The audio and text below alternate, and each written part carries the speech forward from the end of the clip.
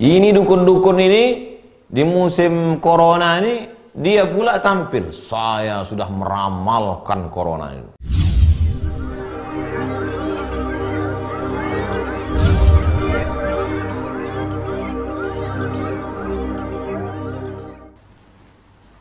Dari saudara Izwan, Assalamualaikum Ustaz. Waalaikumsalam warahmatullahi wabarakatuh. Apa yang harus dilakukan dalam memilih jodoh yang tepat? Ma khaba man istakhara wa ma nadima man istasyara. Tidak akan menyesal orang yang minta pendapat orang lain. Tanya pendapat temanmu, tanya orang yang kenal dengan dia, tanya keluarga bagaimana sifatnya orang itu. Ma khaba man istakhara, dan tidak akan merugi orang yang mau istikharah. Pertama, tanya dulu melalui orang-orang, teman dekat, sahabat dia, keluarga. Habis itu istikharah kepada Allah Subhanahu wa ta'ala.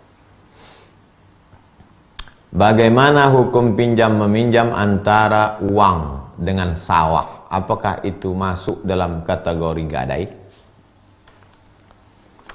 Ini sawah kamu.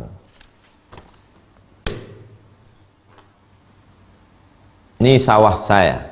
Ini uang kamu.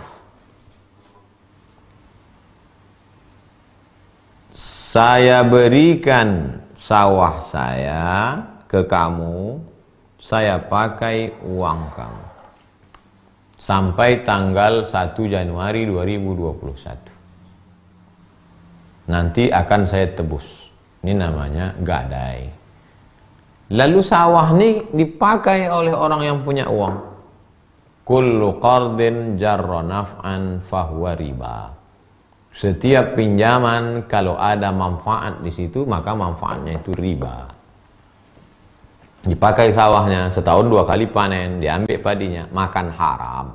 Taubat, tajian kita taubat. Lalu kalau tanah ini dijadikan sebagai pegangan, siapa mengelola tanah? Yang punya sawah.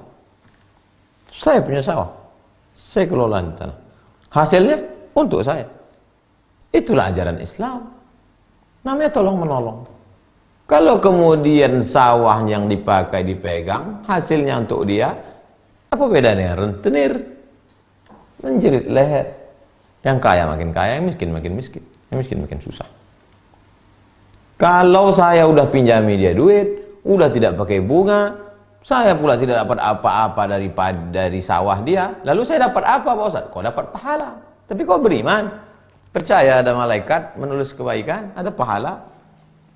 Tak percaya Pak Ustaz? Kafir. Oleh sebab itu maka yang paling tinggi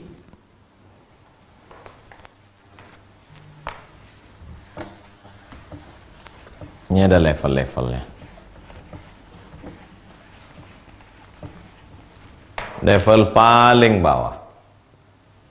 Ku pinjam uangmu 100 juta ya. Ya.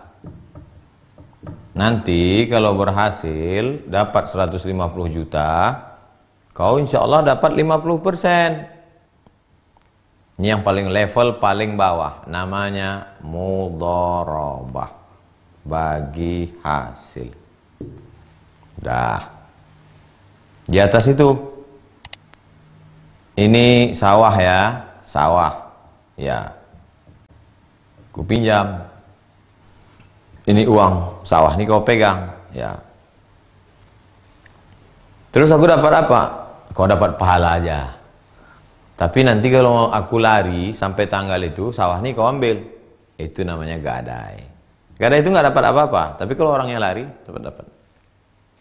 Dah. Ada lagi yang di atas itu, pinjam uang 100 juta. Pinjam uang 100 juta. Terus aku pegang apa? Nggak ada apa-apa, aku pun nggak ada yang bisa aku pinjam. Terus aku dapat apa? Kau dapat pahala aja lah. Nah, itu namanya hutang. Ini paling parah. Tapi ada lagi di atas itu. Pak, orang kaya ya, pinjamlah saya Pak. Berapa? 100 juta. Untuk apa? Untuk modal. Nih, ambil lah nih. Aku pun udah banyak kali duit, bingung mau kemana kan duit. Itu namanya sedekah.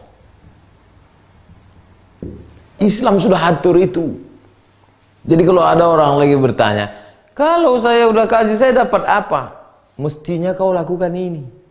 Tapi karena imanmu tak sekuat ini, kau dapat level 2. Imanmu tak sekuat ini, kau dapat level 3. Imanku tak sekuat, level 4. Ada tak level 5 Pak Ustaz? Ada. Pakailah duitku ini 100 juta, nanti kau bayar 150. Itulah dia riba. Inilah level kau yang paling tepat.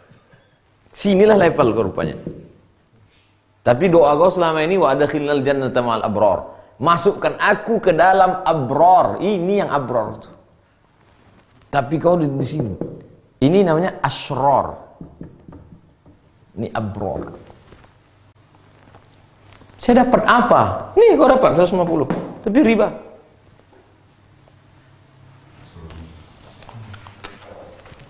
Itu pakai sin, asrar. Dari Baliyah, bagaimana cerita Isra Mi'raj yang di hadis dan Quran?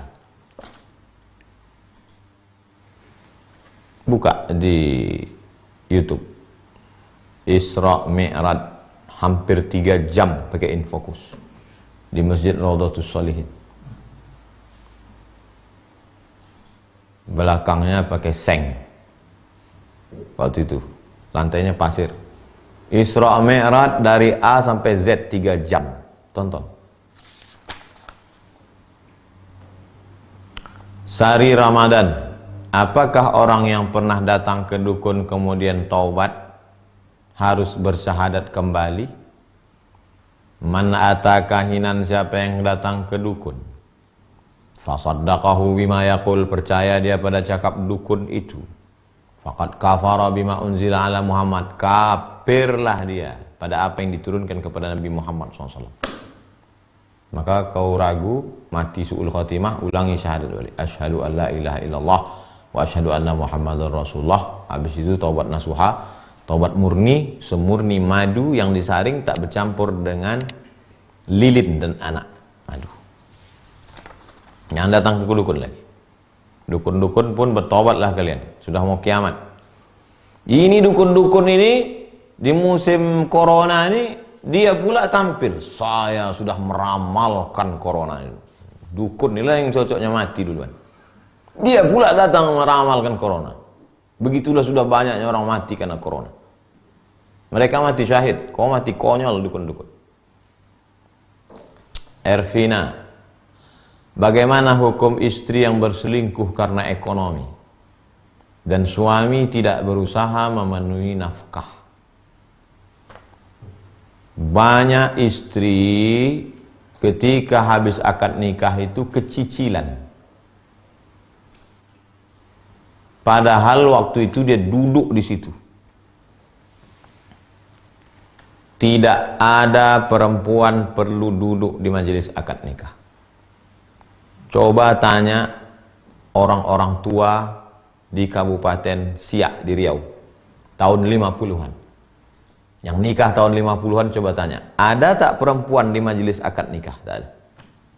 Yang ada di situ hanya mempelai laki-laki dengan wali dengan 2 saksi. Aku nikahkan engkau dengan anakku dengan mahar sebentuk cincin emas tunai sah. Mempelai perempuan tak ada situ. Sebelum akad nikah itu diutus 1 orang ke kamar untuk nanya, mau tak dia? Mau tak kau dengan laki-laki ini? Kata dia di dalam diam. As-sukutu alamatur ridha. Sekarang inilah baru perempuan itu keluar sambil foto-foto. Cheese. Perempuan tidak hadir di majelis akad. Lalu kenapa perempuan dihadirkan sekarang duduk di situ? Untuk mendengar ucapan suami membaca sirat ta'liq. Tapi ketika suami dengan Pak Kuam baca itu, si perempuan kecicilan si selfie. Perempuan-perempuan yang akad nikah, dengarkan ucapan sirat ta'liq.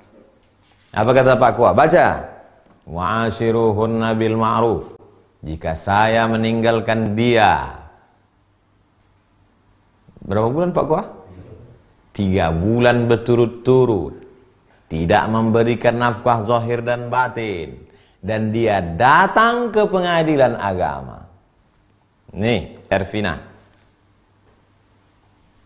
Bagaimana hukum istri berselingkuh karena ekonomi? Kau tunggu 3 bulan. Kalau ada yang ngajak berselingkuh, bilang, Mas, kita nggak boleh selingkuh. Kau tunggu 3 bulan nih. 3 bulan nih dia tak ngasih belanja, aku gugat deh. Bukan kesalahan suami itu lalu melegitimasi engkau untuk berselingkuh. Itu tak betul. Kenapa kau selingkuh? Karena suami nggak ngasih belanja. Batil, haram. Pahami baik-baik.